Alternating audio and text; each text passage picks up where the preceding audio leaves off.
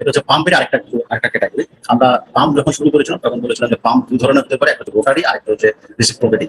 হ্যাঁ, রিসিপ্রোকেটিং এর মধ্যে যেটা আমরা আরেকটু অন্যভাবে যদি নামকরণ করি, সেখানে টাইপের মধ্যে পাম্পের দুই ধরনের টাইপ আমরা বলি। একটা হচ্ছে ডাইনামিক পাম্প বা যেটাকে আমরা রোটারি পাম্প বলে আসছি, আর একটা হচ্ছে পজিটিভ ডিসপ্লেসমেন্ট পাম্প, যে নামটা আমাদের আসলে অনেক কমন। হ্যাঁ, পজিটিভ ডিসপ্লেসমেন্ট, বিশেষ করে তোমাদের ব্লেড মেশিন বা অন্য জায়গায় তোমরা এই জিনিসটা ফ্যামিলিয়ার নামটার সাথে, পজিটিভ ডিসপ্লেসমেন্ট। হ্যাঁ, তো আমরা দুই ধরনের পাম্পের কথা জানি, এটা হচ্ছে রোটারি, এটা সেন্ট্রিফিউগাল পাম্প, প্লাস যেটা বললাম সাবমার্সিবল পাম্প, এগুলো সবই রোটারি বা ডাইনামিক পাম্প। আর পজিটিভ ডিসপ্লেসমেন্ট পাম্প, যেটা আরেকটা নাম হচ্ছে রিসিপ্রোকেটিং পাম্প, আরেকটা নাম হচ্ছে রিসিপ্রোকেটিং পাম্প, যেটা আমরা এর আগে ক্লাসগুলোতে বলেছিলাম যে এটার এক্সাম্পল। তো দেখে একজন বলে, রোল 33 বলো দেখি রিসিপ্রোকেটিং পাম্প কোথায় দেখা যায় আমাদের দেশে? দেখেছো তুমি রোল 33? জি স্যার। হ্যাঁ, বলতে যে রিসিপ্রোকেটিং পাম্প কোথায় দেখেছো তুমি? না স্যার। কেন, কোথাও দেখোনি? সবচেয়ে বাংলাদেশে যেটা সবচেয়ে কমন সেটাই তুমি দেখোনি? Sir tubewell. ভেরি গুড, এই তো টিউবওয়েল। আমাদের গ্রাম অঞ্চলের সব জায়গায় তো এই টিউবওয়েল আছে, তাই না? টিউবওয়েল যেটা, সেটাই হচ্ছে রিসিপ্রোকেটিং বা পজিটিভ ডিসপ্লেসমেন্ট। প্রথম দিকে ক্লাসে বলা হয়েছিল, এটা তুমি হয়তো মডিফাই করতে পারোনি। এটা হচ্ছে আমাদের ডাইনামিক পাম্প, যেটা রোটারি, যেটা আমরা অলরেডি মানে কভার করেছি। আজকে আমরা পজিটিভ ডিসপ্লেসমেন্ট পাম্পটা কভার করব। এখন ডাইনামিক এবং রোটারি কি বলে পজিটিভ ডিসপ্লেসমেন্টের মধ্যে পার্থক্যটা আমরা একটু দেখি। ডাইনামিক পাম্প যেটা হচ্ছে, pressure is developed by the dynamic action of the impeller on the fluid and momentum is imparted to the fluid by dynamic action। তার মানে এই যে রোটেটিং যে ডিভাইসটা আছে, ডাইনামিক যেটা অ্যাকশন, তার কারণে ইম্পেলার কি করবে, একটা প্রেশার ডেভেলপ করবে, এবং সেটাই momentum is imparted to the fluid by dynamic action. এই মোমেন্টামের কারণে ফ্লুইডটা ফ্লো করবে, সামনের দিকে যাবে। তো আমরা একটা ডাইনামিক অ্যাকশনের কারণে প্রেশারটা ডেভেলপ করছি। এটা হচ্ছে তোমার ডাইনামিক পাম্পের মেইন ডেফিনিশন। এবং এক্সাম্পল হিসেবে আমরা যেটা বললাম যে সেন্ট্রিফিউগাল পাম্প, এছাড়া অ্যাক্সিয়াল মিক্স হতে পারে। পজিটিভ ডিসপ্লেসমেন্ট সম্পর্কে তোমাদের অবশ্যই ধারণা আছে। এটা হচ্ছে যে a certain volume of fluid is taken in an enclosed volume and then it is forced out against the pressure to the required application। তার মানে আমরা এখানে যেটা করবো, পজিটিভ ডিসপ্লেসমেন্ট, প্রথমে ফ্লুইডটাকে আগে এক জায়গায় এনক্লোজ করবো, কোনোভাবে আমি একটা জায়গায় ফ্লুইডটাকে এনক্লোজ করবো, করে তারপরে তাকে প্রেশার দিয়ে ফোর্স অ্যাপ্লাই করে আমি সেখান থেকে তাকে বের করবো। তার মানে আমার কাজ হচ্ছে, আগেটা ছিল কন্টিনিউয়াস, ফ্লুইডটা ঢুকতেছে হয়তো বের হয়ে যাচ্ছে, ফ্লুইডটা ঢুকতেছে হয়তো বের হয়ে যাচ্ছে, এটা। কিন্তু পজিটিভ ডিসপ্লেসমেন্টে কিন্তু সে ধরনের, পজিটিভ ডিসপ্লেসমেন্টে প্রথমে যেটা করা হয়, ফ্লুইডটাকে আগে এক জায়গায় এনক্লোজ করা হয়, একটা জায়গায় নিয়ে আসা হয়, জমানো হয়, তারপরে একটা ফোর্স অ্যাপ্লাই করে সেই জায়গা থেকে আবার ফ্লুইডটাকে বের করে দেওয়া হয়। দুটো ধাপ। ঠিক আছে, একটা হচ্ছে যে আমি আগে প্রথমে এনক্লোজ করবো এক জায়গায়, হ্যাঁ, একটা চেম্বারের মধ্যে বা এখানে বলছে এনক্লোজ ভলিউমের মধ্যে, হ্যাঁ, সেখানে আমি জমা করবো, তারপরে আমি ফোর্স অ্যাপ্লাই করে সেখান থেকে বের করবো। দুটো ধাপ। এটা হচ্ছে যে কন্টিনিউয়াস, একদিক দিয়ে ঢুকবে একদিক দিয়ে বেরোতে হবে, ডাইনামিক অ্যাকশনের কারণে কন্টিনিউয়াস। ঠিক আছে, এই দুটো সংজ্ঞার এই পার্থক্যটা যদি আমরা একটু দেখি, তার সাথে আমরা আরেকটু যদি দেখি, এখানে ডাইনামিক পাম্প এবং রিসিপ্রোকেটিং পাম্পের পার্থক্য খুব সিম্পল ওয়ে যদি চিন্তা করি, যে ডাইনামিক পাম্প হচ্ছে সিম্পল কনস্ট্রাকশন, মানে ম্যানুফ্যাকচারিং অ্যাসপেক্টে এটা খুবই সিম্পল। হ্যাঁ, যদিও মনে হয় অনেকে এটা রোটেটিং ডিভাইস, এটা সেটা বহুত, কিন্তু আসলে কনস্ট্রাকশন খুবই সিম্পল। সেই হিসাবে রিসিপ্রোকেটিং পাম্প হচ্ছে মোর কমপ্লেক্স এবং সেভারাল মুভিং পার্টস। আমরা যদিও বলছি যে এখানে মুভিং পার্টস সবই মুভিং, কিন্তু এখানে আসলে মুভিং পার্টস এখানে আরো বেশি। মুভিং বলতে সব রোটারি মোশন তা না, মুভিং বলতে লিনিয়ার মোশন হতে পারে, রিসিপ্রোকেটিং মোশন, বিভিন্ন ধরনের মোশন হতে পারে। ঠিক আছে, এটা মুভিং পার্টস কম্পোনেন্ট সংখ্যা বেশি। মেইন যে পার্থক্যটা এই ডাইনামিক এবং রিসিপ্রোকেটিং পাম্পের, ডাইনামিক পাম্পের হচ্ছে যে large volume and moderate pressure. তার মানে ভলিউম যে ফ্লো রেট যেটা, সেটা নরমালি হিউজ হবে, এখানে বেশি হবে, কিন্তু প্রেশারটা অতটা বাড়ানো যায় না, কিন্তু রিসিপ্রোকেটিং পাম্পের ভলিউম আবার কম হয়। কম্পারেটিভলি ডাইনামিক পাম্পের থেকে ভলিউমটা কম হবে, মানে ফ্লো রেটটা কম হবে, কিন্তু প্রেশারটা অনেক বেশি হবে। এখন তুমি নিশ্চয়ই তোমার আগে পড়ার সাথে তুমি কম্পেয়ার করো। আমি বারবার একই এক্সাম্পল দিচ্ছি তোমাদের প্রথম দিন থেকে, হয়তো বা পাম্পের ক্ষেত্রে, যে তোমরা ফ্লুইড কি বলে মডার্ন মেশিনিং প্রসেসে এভরিসি ওয়াটার জেট করেছো, হ্যাঁ, বা ওয়াটার জেট করেছো। ঠিক আছে, সেখানে একটা পাম্প ইউজ করে, কারণ আমরা জানি ওয়াটার জেটের ক্ষেত্রে বা এভরিসি ওয়াটার জেটের ক্ষেত্রে যে ফ্লুইডের যে প্রেশারটা থাকে, সেটা নট অনলি যে মেগাপ্যাসকেল, 1-2 মেগাপ্যাসকেল, সেটা ইজ অ্যারাউন্ড 300, 400, 500, 600 মেগাপ্যাসকেল পর্যন্ত প্রেশারটাকে রেজ করা। যার কারণে ফ্লুইডের ভেলোসিটি বা particular velocity is up to goes up to 300, 400 metre per second. তার মানে মিটার পার সেকেন্ড যদি বলি, তার মানে মাক নাম্বারের কাছাকাছি। মাক নাম্বার বলতে শব্দের বেগের কাছাকাছি এই ভেলোসিটিতে ফ্লুইডটাকে ফ্লো করানো যায়। তার মানে তুমি মেটাল কাটছো, ম্যাটেরিয়াল তুমি মেশিনিং করছো। তাহলে এই যে জিনিসটাকে অ্যাচিভ করার জন্য যেটা হয়, সেখানে আমরা একটা পাম্প ইউজ করি, এবং সেই পাম্পটা হচ্ছে ইন্টেন্সিফায়ার পাম্প। ঠিক আছে, এফডিসি ওয়াটার জেটে 2 ধরনের পাম্প ইউজ করা হয়, 2টা পাম্প ইউজ করা হয়। প্রথমে একটা সেন্ট্রিফিউগাল পাম্প, যেটা দিয়ে একটা লো প্রেশার, একটা ডেভেলপ মডারেট প্রেশার, আমরা লো প্রেশার বলি, লো প্রেশার, তারপরে সেখান থেকে যাবে সেটা ইন্টেন্সিফায়ার পাম্প। সেই ইন্টেন্সিফায়ার পাম্পটা হচ্ছে তোমার রিসিপ্রোকেটিং পাম্প। তার মানে আমরা এখানে এখন ক্লিয়ারলি বুঝতে পারছি যে রিসিপ্রোকেটিং পাম্পের একটা বড় অ্যাডভান্টেজ হচ্ছে যে প্রেশারটাকে ইউজ করা সম্ভব। ঠিক আছে, রিসিপ্রোকেটিং পাম্প যেটা আমরা ইন্টেন্সিফায়ার পাম্প যেটা জানি, এফডিসি ওয়াটার জেটে, সেটা হচ্ছে রিসিপ্রোকেটিং। ঠিক আছে, এখান থেকে একটা পার্থক্য আমরা ইজিলি মনে রাখতে পারবো, যে ডাইনামিক পাম্পের ক্ষেত্রে এটা ভলিউমটা হবে বেশি, ফ্লো রেটটা অনেক বেশি, কিন্তু প্রেশারটা কম হবে, আর রিসিপ্রোকেটিং পাম্পে ঠিক উল্টো। আরেকটা পার্থক্য দেখা যায় এখানে লোয়ার মেইনটেনেন্স কস্ট, যেহেতু তোমার কনস্ট্রাকশন সিম্পল আর সিম্পল, সেক্ষেত্রে লোয়ার মেইনটেনেন্স কস্ট। আরেকটা হচ্ছে এখানে রেসিপ্রোকেটিং হায়ার মেইনটেনেন্স। আর এখানে আরেকটা বড় মেইন পার্থক্য, যে পাম্পের যে ভলিউম যেটা বলো, প্রেসার যেটা বলো, আরেকটা বড় পার্থক্য যেটা হচ্ছে delivery is smooth and continuous. যেটা আমি একটু আগে বললাম, যে ডাইনামিক যেহেতু কন্টিনিউস রোটেট করবে, ফ্লুইড ফ্লো করতে থাকবে, সো সেক্ষেত্রে এটা কন্টিনিউস তোমাকে সাপ্লাই দিতে থাকবে। কিন্তু রেসিপ্রোকেটিং আমি বললাম যে দুটো স্টেজে হয়, একবার তোমাকে স্টোর করতে হবে, দেন তোমাকে পুশ করতে হবে, হ্যাঁ, ফোর্স দিয়ে এটা বের করে দিতে হবে, মানে ধাপ দুটো এখানে। তো সেক্ষেত্রে ডেলিভারিটা ফ্ল্যাকচুয়েট, ডিসকন্টিনিউস যদি বলি, ডিসকন্টিনিউ বা ফ্ল্যাকচুয়েট করে। আর একটা হচ্ছে can operate at high speed, কারণ আরপিএমটা অনেক বেশি হতে পারবে বা হয়, হ্যাঁ, এটা হচ্ছে নর্মালি স্লোয়ার, হ্যাঁ, speed is limited by the inertia of the moving part. তার মানে এটা একটু স্লোয়ার আরপিএম হবে, এবং কম্পারেটিভলি অনেক ক্ষেত্রে ভালোই স্লোয়ার, হ্যাঁ, কিন্তু এটা আরপিএম অনেক বেশি হতে পারে, ঠিক আছে। তো এই কতগুলো পার্থক্য অনেক সময় পরীক্ষায় কোশ্চেনটা হয়, যে ডাইনামিক পাম্প এবং রেসিপ্রোকেটিং পাম্পের পার্থক্য লেখা, শুধুমাত্র এই 2-4-5টা পয়েন্ট লিখতে চলবে, ঠিক আছে। তো মেইন পয়েন্ট গুলো একটু মনে রাখবে। এই যে তোমরা তোমাদের একটা অনেকের হয়তো অভ্যাস আছে কিনা আমি জানি না, কতগুলো বাধা কথা একদম প্রথমে লিখে ফেলে, আর বাকিগুলো লেখি না। আমি কিন্তু কথা প্রসঙ্গে কিন্তু বলেছি এটা হচ্ছে ইম্পর্টেন্ট। পার্থক্যের মধ্যে এই যে 2 নম্বরটা হচ্ছে ইম্পর্টেন্ট আমার, হ্যাঁ। আরেকটা হচ্ছে এই যে কন্টিনিউয়াস ইম্পর্টেন্ট, এই মেইনটেনেন্স কস্ট, এটা কিন্তু কত, এটা বাধা কথা অনেক সময় আমরা প্রথমে এটা লিখি, এই ধরনের কথা, ঠিক আছে। কিন্তু মেইন যেন পয়েন্ট গুলো থাকে সেটাও খেয়াল রাখতে হবে। ঠিক আছে, এতটুকু কথা। জি স্যার। আচ্ছা, ঠিক আছে। সো আমরা এখন রেসিপ্রোকেটিং পাম্পে যদি আসি, রেসিপ্রোকেটিং পাম্প আবার 2 ধরনের, ঠিক আছে। রেসিপ্রোকেটিং পাম্প আমাদের 2 ধরনের আছে, একটা হচ্ছে সিঙ্গেল অ্যাক্টিং পাম্প বা রেসিপ্রোকেটিং পাম্প, আর হচ্ছে double acting reciprocating pump. Single acting and double acting দুটো বলছি, সিঙ্গেল অ্যাক্টিং এবং double acting. Single acting double অ্যাক্টিংটা কি আমি দেখাচ্ছি প্রথমে, এখানে এটা দেখাই, মানে এটা হচ্ছে সিঙ্গেল অ্যাক্টিং। এখানে যদি একটু খেয়াল করো, সিম্পল কনস্ট্রাকশন। এই হচ্ছে একটা সিলিন্ডার, সিলিন্ডার এই মাথাটা ওপেন আছে, তার মানে এখানে আমার একটা পাইপ দেওয়া আছে, একটা পাইপ নিচের দিকে, একটা পাইপ উপরের দিকে। এখানে এটাকে বলা হচ্ছে সাকশন পাইপ, এটাকে বলা হচ্ছে ডেলিভারি পাইপ, আগের মতো সেন্টিমিটার পাম্পের মতো।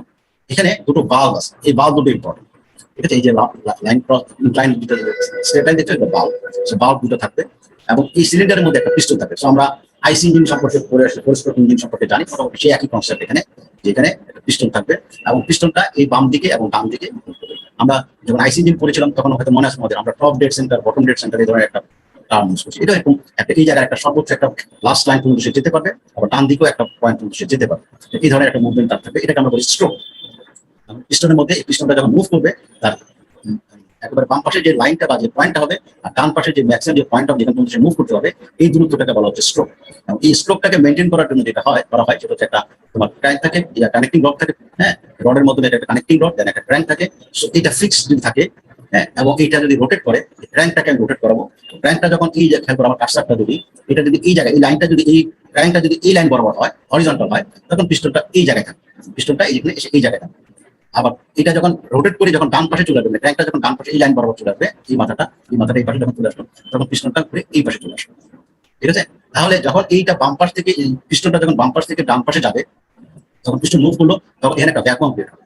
এখানে একটা ভ্যাকুয়াম ক্রিয়েট হলে হবে কি, এখানে যে পানিটা আছে সেই পানিটা এই ভ্যাকুয়াম নেগেটিভ প্রেসারের কারণে এখান থেকে এটা উপর দিকে শুরু করে। এবং এই বাল্বটা এটা হচ্ছে ওয়ান ওয়ে বাল্ব, এই বাল্বটা হচ্ছে ওয়ান ওয়ে বাল্ব, কারণ উপর দিকে খুলবে, নিচের দিকে কিন্তু যাবে না। সো আলটিমেটলি পানিটা যখন ভ্যাকুয়াম ক্রিয়েট হবে, এখানে এই পানিটা পুশ করবে উপরের দিকে, বাল্বটা খুলে যাবে, পানিটার মধ্যে ঢুকলো। তার মানে পিস্টনটা এই বাম দিক থেকে ঘুরতে 180 ডিগ্রি ঘুরলো, এই পাশে আসবে।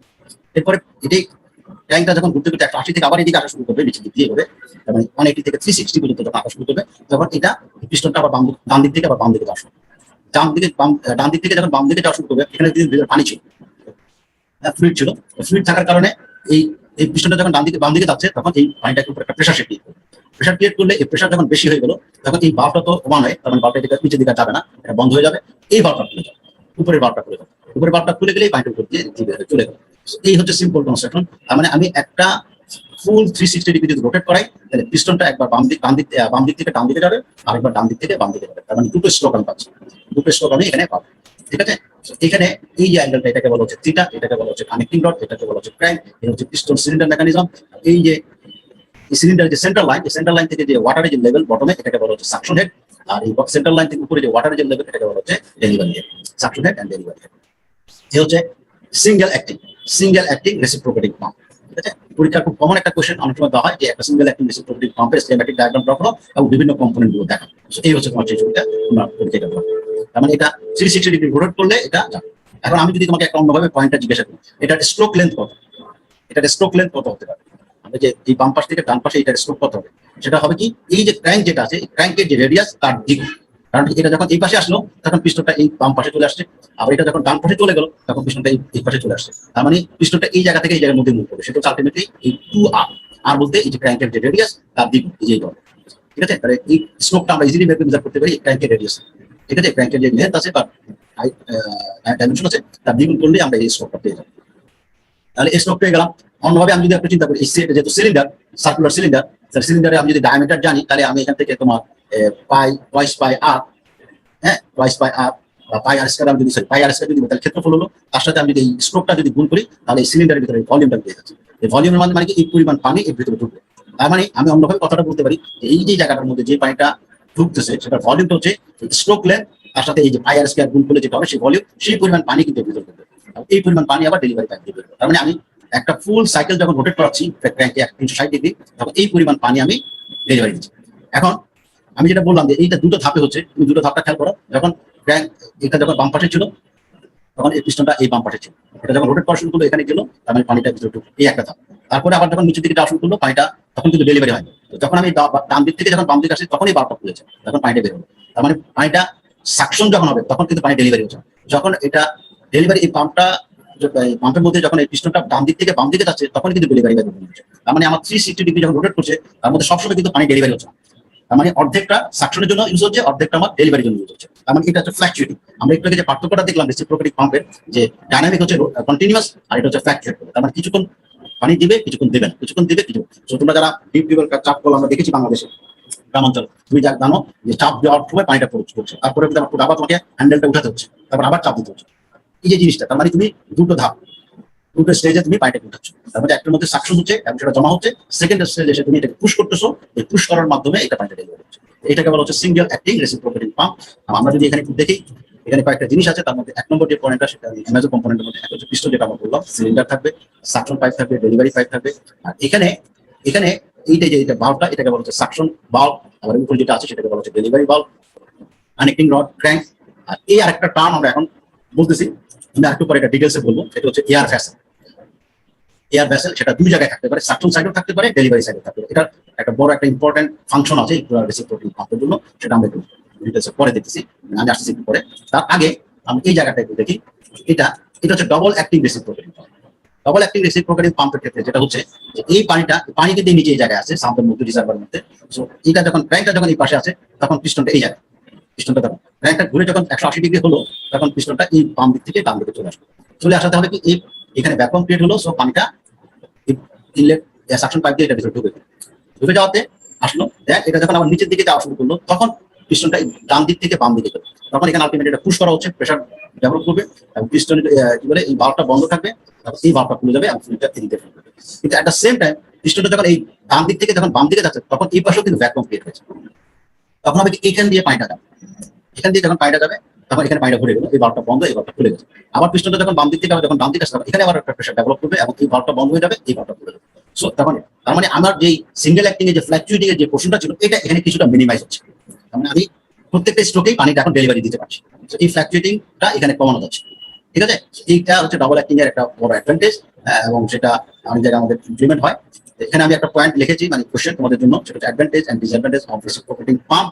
এবং সেক্ষেত্রে এই যে আমরা যেগুলো বললাম তার সাথে একটু মিলিয়ে আরো কিছু ইনফরমেশন গ্যাদার করে তুমি পরীক্ষার কোশ্চেন আছে তখন তুমি দেখবে advantage and disadvantage of reciprocating pump.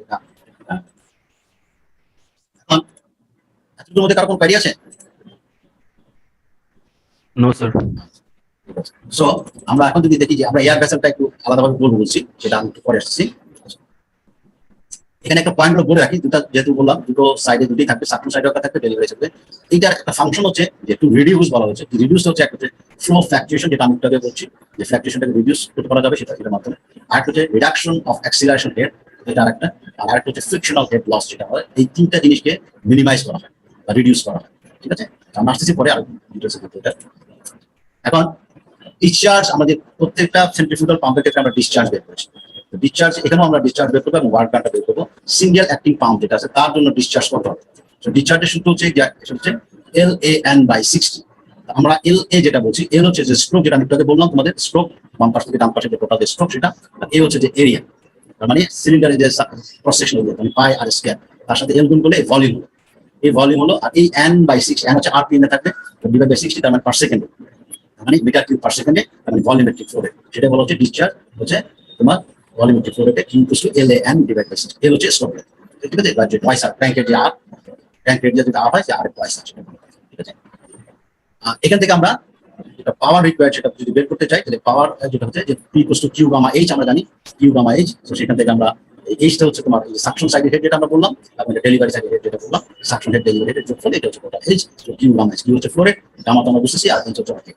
এখান থেকে আমরা পাবো, তো এখান থেকে এই যে ডব্লিউ সমান লেখা যায় কিউ গামা, মানে মাস ফ্লো রেট, যেটা এটা ভলিউমেট্রিক ফ্লো রেট ছিল, এটা মাস ফ্লো রেট যদি হয় কেজি পার সেকেন্ড, সেই হিসেবে এটাকে লেখা যায় WH। এই হচ্ছে সিঙ্গেল অ্যাক্টিং রেসিপ্রোকেটিং পাম্পের ফ্লো রেট, ডিসচার্জ এবং পাওয়ার। ডাবল অ্যাক্টিং যদি খেয়াল করো, একটু ডাবল অ্যাক্টিংটা আমি তোমাদেরকে একটু অন্যভাবে বলি, ছবিটাকে দেখা এবার। এখানে যেটা বললাম, এই ফ্লুইড এই জায়গায় থাকবে, ফ্লুইডের ভলিউম হচ্ছে এই জায়গায়, তার মানে পিস্টনটা যখন বাম দিক থেকে ডান দিকে যাচ্ছে, তখন এই জায়গাটা কভার করলো ফ্লুইড, তার মানে পাই আর স্কয়ার, বা আমরা যেটা এ বললাম, তার সাথে স্ট্রোক বা এল যদি গুণ করি তাহলে ভলিউমটা পাবো, পিস্টনটা যখন ডান দিকে, ঠিক আছে, সেই হিসাবে আমরা কিউ পেয়েছি। এখন ডাবল অ্যাক্টিং এ যদি চিন্তা করো, ডাবল অ্যাক্টিং এর ক্ষেত্রে পিস্টনটা যখন এই বাম দিক থেকে যখন ডান দিকে আছে, তখন যদি এই আগের মতো LAN, কিন্তু যখন এটা হচ্ছে এই পাশেরটার জন্য, এই পাশের পাইপের জন্য, যখন পিস্টন বাম দিক থেকে ডান দিকে, কিন্তু যখন পিস্টন ডান দিক থেকে যখন বাম দিকে যাচ্ছে, তখন কিন্তু এখানে এই পাইপ দিয়ে পানিটা ঢুকবে, তখন তার ভলিউম কি হবে, ওই একই অবস্থায় LAN, এল মানে স্ট্রোক A ইন্টু এন হচ্ছে তোমার R2। তাহলে তুমি যদি খেয়াল করে দেখো যে ক্রস সেকশনের যে এরিয়াটা থাকবে, তার মধ্যে এই পাইপটা কিন্তু রড, মানে সলিড সারফেস, মানে এই জায়গাটা কিন্তু বাদ দিতে হবে, এখানে এটা সলিডের মধ্যে কোনো পানি থাকবে না। তার মানে আমার এখানে একটা যেটা হবে, এটা যদি ক্রস সেকশন এরিয়া যদি বড় হাতের এ হয়, আর এটা যদি ছোট হাতের এ হয়, তাহলে এই বড় হাতের এ মাইনাস ছোট হাতের এ, তাহলে আমি ভিতরের এই ক্রস সেকশন এরিয়াটা পাবো, যেখানে মধ্যে ফ্লুইড তোমার জমা থাকবে, তার সাথে আমি স্ট্রোক লেন্থ গুণ করলে ভলিউমটা পেয়ে যাবো। আমার কথাটা কি বোঝা গেল? জি স্যার। তাহলে আমরা এই এরিয়াটা আমরা এখানে একটু কেয়ারফুলি খেয়াল করবো, যে এটা টোটাল এরিয়াটা হচ্ছে পাই আর স্কয়ার, বা যেটা আমরা বলি হ্যাঁ যে ক্রস সেকশন এরিয়া, সেটা আমরা বড় হাতের এ বলছি। আর এই যে রডটা থাকবে, রডটা যদি সলিড, তার মানে এখানে ছোট হাতের এ যদি বলি, তাহলে টোটাল এরিয়াটা হচ্ছে আসলে বড় হাতের এ মাইনাস ছোট হাতের, তার সাথে আমি যদি স্ট্রোক গুণ করি লেন্থটা, তাহলে আমি টোটাল ভলিউম পাবো। তাহলে এখানে আমি একটা বাম পাশেরটার জন্য পাচ্ছি LAN, সেটা ঠিক আছে, কিন্তু ডান পাশেরটার জন্য আমি পাচ্ছি LA মাইনাস এ, মানে বড় হাতের এ মাইনাস ছোট হাতের এ ইন্টু এন, ঠিক আছে। এটা এই জায়গাটাই এখানে ডিফারেন্স ডাবল অ্যাক্টিং এর ক্ষেত্রে, সেটা আমরা এখানে ডাবল অ্যাক্টিং এর জন্য দেখাচ্ছি। ডাবল অ্যাক্টিং এর জন্য এই যে যখন এটা বাম দিক থেকে যখন ডান দিকে গিয়েছে, তখন LAN/60, সেটা ঠিক আছে আগেরটার মতোই। তো ডান দিক থেকে যখন বাম দিকে যাচ্ছে, মানে তখন আমরা এই বড় হাতের এ মাইনাস ছোট হাতের এই এরিয়া, তার সাথে এল মানে স্ট্রোক লেন্থ গুণ করলাম, ভলিউম হয়ে গেল, তার সাথে RPM যে গুণ করলে আমাদের, মানে RPS গুণ করলে আমাদের ফ্লো রেট হয়ে গেল। এটাকে আমরা বলছি cross section area of the piston rod, যেটা সেই রড ছোট যে রডটা ছিল সেটাকে বলছি। সো আমরা এখানে যদি সাজিয়ে নেই, তাহলে এই যে LN twice A by A এটাকে লেখা যায়, হ্যাঁ, ডিভাইড বাই 60 এভাবে। তো আমরা যদি কোনো ক্ষেত্রে যদি বলি না এটা এত ছোট চিকন, যেটা নেগলিজিবল বা খুবই স্মল, তাহলে এটা তো বাদ চলে গেল, তখন হবে 2LAN/60। তার মানে এখন তুমি দেখো, আমরা যদি নেগলেক্ট করতে পারি, তাহলে 2LAN/60, তার মানে সিঙ্গেল অ্যাক্টিং এ ছিল শুধু LAN/60, এখন ডাবল অ্যাক্টিং হয়ে গেছে, তার সাথে 2 দিয়ে গুণ হয়েছে, জাস্ট ডাবল, তার মানে ডিসচার্জ ডাবল হচ্ছে। পাওয়ারের ক্ষেত্রে আমরা যদি হিসাব করি, আগের মতো কিউ গামা এইচ, কারণ এইচ হচ্ছে HS প্লাস এইচডি, আলটিমেটলি একই পাওয়ার, ঠিক আছে।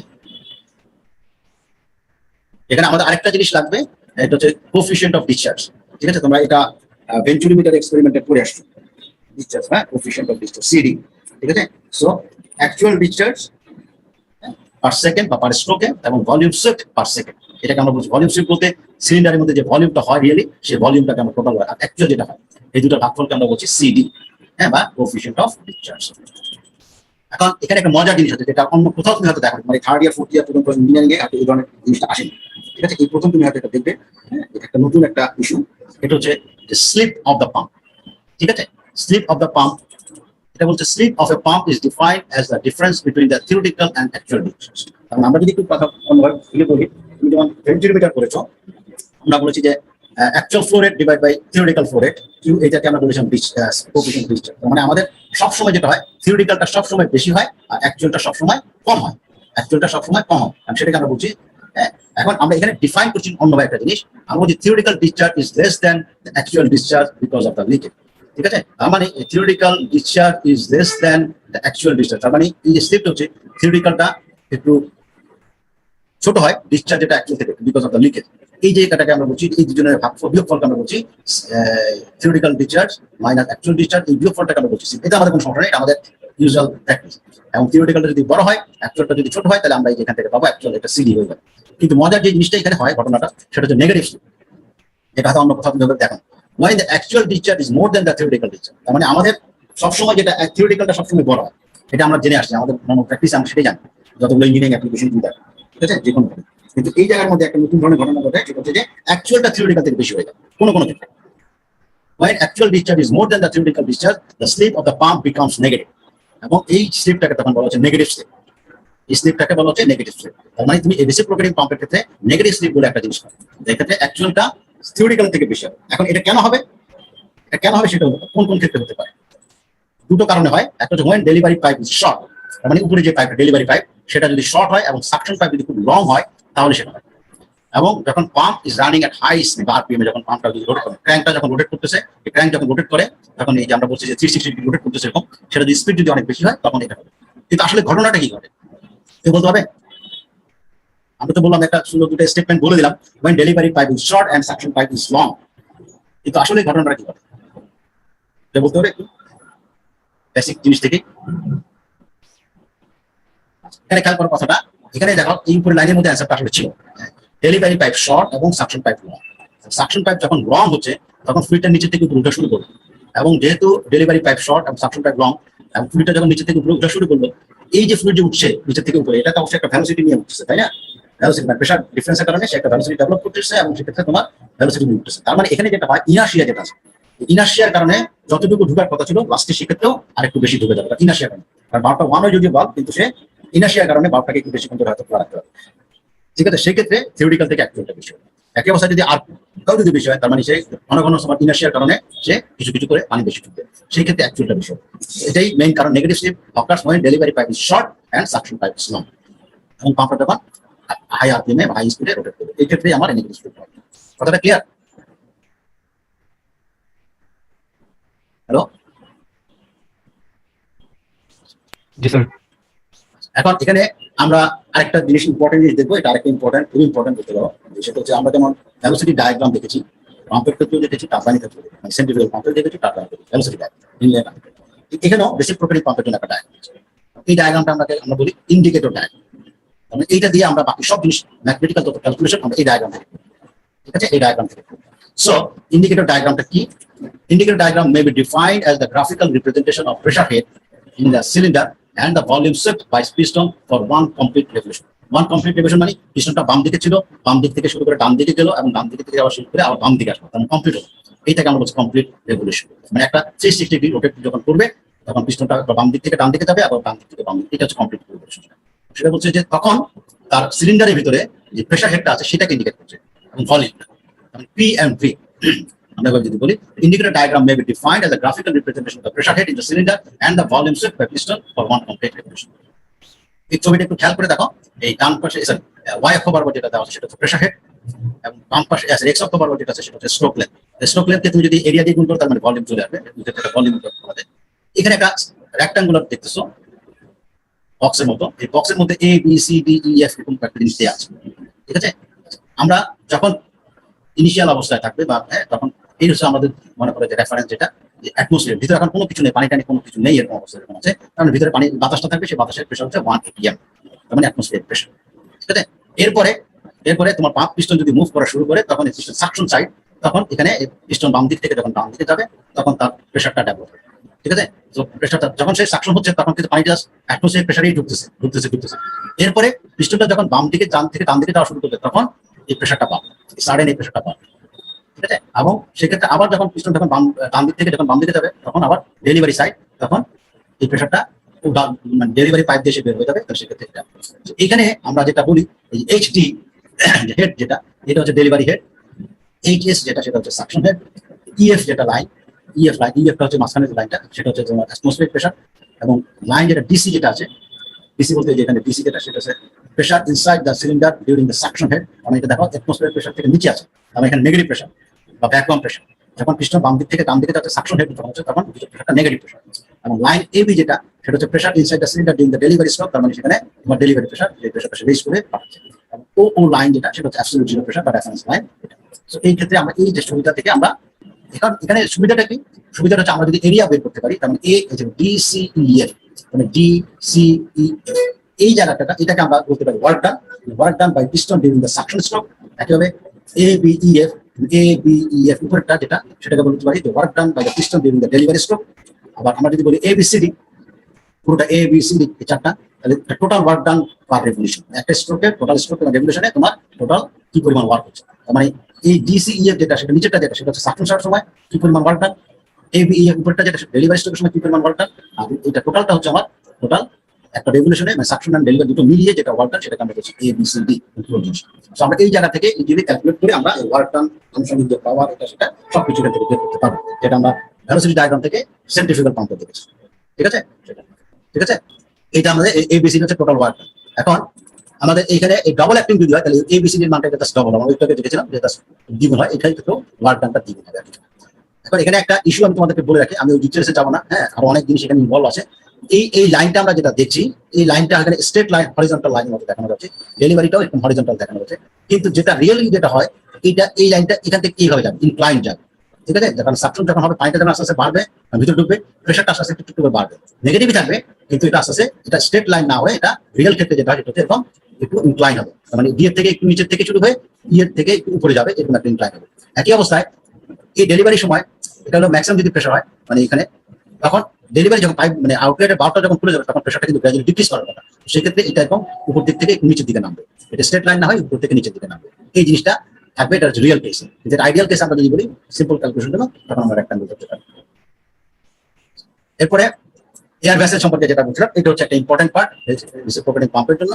আমরা বলেছি যে রেসিপ্রোকেটিং পাম্পের one of the disadvantage, major disadvantage হচ্ছে তোমার ডিসকন্টিনিউয়াস ফ্লো, মানে ফ্ল্যাকচুয়েট করে। আমরা যেখানে সেন্ট্রিফিউগাল পাম্পে কন্টিনিউয়াস ফ্লো পাই, সেক্ষেত্রে এটা হচ্ছে ডিসকন্টিনিউয়াস। এটাকে এলিমিনেট করার জন্য আরেকটা ইউজ হয়, সেটা হচ্ছে এয়ার ভেসেল ইউজ করা। এয়ার ভেসেলের মেইন ফাংশন হচ্ছে এটা কন্টিনিউয়াস করা। ঠিক আছে, so an air vessel is a large chamber which has an opening at the bottom through which water can flow. এই এয়ার ভেসেল এখানে একটা বটম ওপেনিং আছে, এখানের মধ্যে এই একটা চেম্বার থাকে, এখানে সাকশন সাইডে একটা চেম্বার থাকতে পারে, এয়ার ভেসেল ডেলিভারি সাইডে থাকতে পারে। এখানে যেটা হয় যে আমি যদি ডেলিভারি পাইপটা দিয়ে বলি, পিস্টনটা যখন এখানে তোমার ডান দিকে গেল, এখানে ভালভ আছে অবশ্যই, হ্যাঁ, পিস্টনটা যখন ডান দিকে গেল পাম্পটা এখানে গেল, পানিটা দিক দিয়ে বের হবে, এট দ্য সেম টাইম পানিটা দিক দিয়েও যাবে, এখানে বাতাস হয়ে গেছে। সো এখানে পানিটা ঢুকে এখানে এই বাতাসের কারণে এটা ট্র্যাপ, বাতাসটা এখানে ট্র্যাপ হয়ে গেছে। তো পানিটা প্রেশারের কারণে এই বাতাসটা ট্র্যাপ হয়ে এখানে জমে আছে, বাতাসের প্রেশারটা বাড়লো, পানিটা যতটুকু সম্ভব উঠলো, তারপরে পানিতে দিকে অলরেডি বের হয়ে গেল। এরপর পিস্টন যখন বাম দিক থেকে আবার ডান দিকে যাওয়া শুরু করবে, তখন কিন্তু তোমার এখান থেকে এই বাল্বটা খুলে যাবে। ঠিক আছে, সাকশনের সাইডে এই বাল্বও কিন্তু বন্ধ হয়ে আছে, এইখানে একটা বাল্ব থেকে বন্ধ, এটা খুলে গেল, পানি নিচের থেকে ওটা উপরে উঠছে। কিন্তু এখানে যেটা হবে, যখন এখানে তোমার পানিটার সাপ্লাই বন্ধ হয়ে গেল, তখন এই এয়ারটা যে প্রেশারাইজ ছিল সেই প্রেশারের কারণে সে এখানে এটা রিলিজ করে পানিটাকে নিচের দিকে ধাক্কা দেবে, নিচের দিকে ধাক্কা দিলে এই পানিটা তখন এই বাল্ব বন্ধ হয়ে আছে, আলটিমেটলি এই এক্সট্রা যে পানিটা এদিক দিয়ে বের হয়ে চলে যাবে। তার মানে আমার ডেলিভারি সাইডে এই জায়গাটা আমার মেনটেন হচ্ছে। ঠিক আছে, এবং সাকশন সাইডেও একই অবস্থা, আমরা এখানে এই জায়গাটাকে ইউটিলাইজ করতে পারি যাতে আমার ফ্লাকচুয়েটিংটা এটা কমে। এই ক্ষেত্রে সাকশন সাইডে যে এয়ার ভেসেলটা থাকে সেটা ভলিউম হচ্ছে 3 to 5 Times of discharge per stroke, মানে এখানে যে সিলিন্ডার যে ভলিউম তার থেকে 3 থেকে 5 গুণ ভলিউমের পানি এখানে সে ধরতে পারে। একই অবস্থা ডেলিভারি সাইডে সেটা হচ্ছে 6 থেকে 10 গুণ পানি সেখানে সে রিজার্ভ করবে। আলটিমেটলি আমার যে পানিটা ডেলিভারি হওয়ার কথা সেটা কন্টিনিউয়াস আমার এখানে সাপ্লাই হওয়ার সুযোগ থাকবে। এটা হচ্ছে মেইন ফাংশন এয়ার ভেসেলের ক্ষেত্রে, যেখানে এয়ার ট্র্যাপ করে এয়ার প্রেশারটাকে আবার কাজে লাগিয়ে সেই পানিটাকে ফ্লোতে দেওয়া হচ্ছে। ঠিক আছে, সো ফাংশন কি, ফাংশন আমি একটু আগে বলেছি, তার মধ্যে আবার এখানে একটু ডিটেইলসে বলা, to maintain the uniform flow rate মানে through suction and delivery pipe, তাহলে এই যে ফ্ল্যাকচুয়েশন যেটা সেটাকে রিডিউস করে, এটা হচ্ছে 1 নম্বর কাজ। সেকেন্ড আরেকটা তার জব হচ্ছে যে to save the considerable amount of work in overcoming the frictional resistance in suction and delivery pipe. তার মানে আমার যে ফ্রিকশনাল যে লসটা হয় সেই লসটাকেও একটু মিনিমাইজ করা যায়, কারণ পানিটা এক্সট্রা যে পানিটা জমা ছিল সেটা আবার যাচ্ছে, সো আমার এখানে মিনিমাইজের একটা ইস্যু থাকে, কনসিডারেবল অ্যামাউন্ট সেভ করবে। And to reduce the acceleration head and thereby allows the pump to run at high speed বা RPM without separation. এখানে একটা ইস্যু আছে, যদিও আমরা বলছি যেখানে রেসিপ্রোকেটিং পাম্পের কিছু সুবিধা আছে অবশ্যই, এবং সেন্ট্রিফিউগাল পাম্পে আমরা দেখেছি নেট পজিটিভ সাকশনের গ্র্যাভিটেশন এটা সেটা, এখানেও একটা ইস্যু থাকে, যখন ফ্লুইডটা যখন এখান থেকে বের হয়ে চলে যায়, পিস্টন যখন আবার এখানে যে পানিটা থেকে যায় কিছু পানি, এই পানিটা কিন্তু দেখা যায় যে এই প্রেশারটা নেগেটিভ হওয়ার পরে পানিটা কিন্তু ব্যাপার হয়ে যাবে, তার মানে বাবল ক্রিয়েট করতে পারে, ফ্লো সেপারেট হতে পারে। এই জিনিসটাকে মিনিমাইজ করার জন্য কিন্তু এই প্রেশার ভেসেলটা কাজ করে টু সাম এক্সটেন্ট। ঠিক আছে, to reduce the acceleration head and thereby allows the pump to run at high speed without flow separation, without separation. ঠিক আছে, এই জায়গাটা আর এই তিনটা মেইন পয়েন্ট আমরা হাইলাইট করবো যখন আমাদের এয়ার ভেসেল কোশ্চেন আসে বা ফাংশন আসে। আমি পরীক্ষায় এই আজকে যে টপিকস পর্যন্ত দেওয়া হলো এতটুকুর মধ্যে আমি পরীক্ষায় দেবো, এর বাইরে কোনো কিছু দেবো না। ঠিক আছে, আরো অনেক টপিকস আছে, বললাম তো প্রথম দিন থেকে বলছি সিলেবাসটা অনেক বড়, আরো অনেক কিছু টপিকস আছে। আশা করি বেসিক জিনিস যদি তোমাদেরকে বোঝানোর চেষ্টা করা হয়েছে তোমরা বুঝে থাকো, বাকিগুলো একই কনসেপ্ট। বাকিগুলো একই কনসেপ্টে, রোটারি যেহেতু একই কনসেপ্টে থাকবে, তার সাথে ডায়াগ্রাম যেটা থাকবে, ভবিষ্যতে তোমার যখন প্রয়োজন হয় তুমি এগুলো দেখলেই অনেক কিছু মনে করবে, তুমি নিজেই হয়তো করতে পারবে। ঠিক আছে, তো আমি সিলেবাসটা এখানে শেষ করব। ইনক্লুডেড থাকবে। না, আজকে টপিক ইনক্লুডেড থাকবে, ক্লাস টেস্টে শুধুমাত্র সেন্ট্রিফিউগাল, ক্লাস টেস্ট শুধুমাত্র সেন্ট্রিফিউগাল। ঠিক আছে, শুধুমাত্র সেন্ট্রিফিউগাল পাম্প। হ্যাঁ শুধুমাত্র সেন্ট্রিফিউগাল। ঠিক আছে।